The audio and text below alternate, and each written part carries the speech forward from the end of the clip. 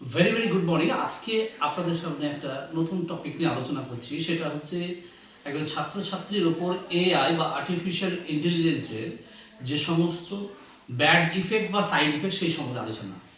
অবশ্যই artificial intelligence একটা দারুণ প্ল্যাটফর্ম, যার মাধ্যমে দিয়ে অনেক কিছু জানা যায়। কিন্তু এর একটা ব্যাড ইফেক্ট আমি একজন শিক্ষক হিসেবে আপনারা দেখেছি যে অনেক ছাত্রছাত্রীকে আমি প্রতিদিন হোমওয়ার্ক দিই, এবং হোমওয়ার্ক দেওয়ার পর পরের দিন যখন আমি সেই খাতাটা চেক করি তখন দেখি তারা কিন্তু হোমওয়ার্ক 100% কিন্তু রাইট। আমি ভাবি যে এরা সত্যি অনেক ডেভেলপমেন্ট করেছে, কিন্তু আমি আস্তে আস্তে অনেক 2-4 দিন পর আমি লক্ষ্য করে দেখলাম তাদেরকে হোমওয়ার্ক দিতে দিতে যে তারপর যখন ওই ধরনের আমি কোনো একটা কাজ তাদের যখন আমি ক্লাস ওয়ার্ক দিচ্ছি তখন সেটা করতে পারছি না। তখনই কিন্তু আসল সত্যটা বেরিয়ে এলো যে তারা এআই প্ল্যাটফর্মের মাধ্যম দিয়ে এইগুলো সমাধান করে আমাকে দিয়েছে।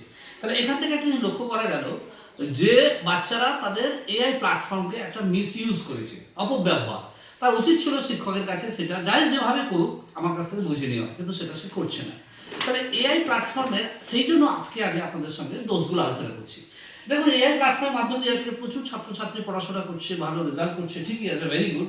কিন্তু আমি দেখেছি বাচ্চাদের মধ্যে প্রথম যে সমস্যা, তাদের নিজের চিন্তা করার ক্ষমতা তার কমছে।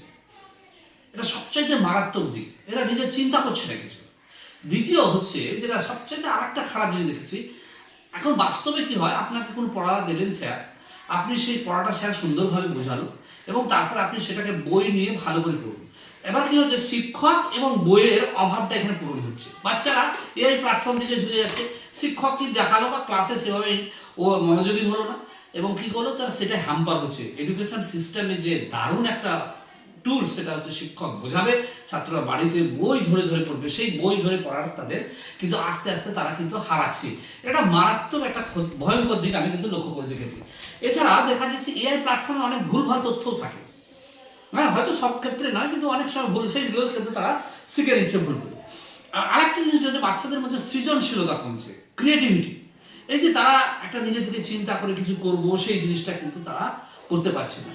তারা বেশিরভাগ সময় হয়ে গেছে কি স্ক্রিন মানে ডিপেন্ডেন্ট, সবসময় স্ক্রিনে থাকবো, স্ক্রিনে দেখবো, ইত্যাদি ইত্যাদি। এই জিনিসগুলো আমরা সব মারাত্মকভাবে আমরা দেখতে পাচ্ছি। তাহলে এই ধরনের সমস্যা কিন্তু এখন প্রত্যেকটা বাড়িতে বাচ্চাদের মধ্যে এটা হতে যাচ্ছে।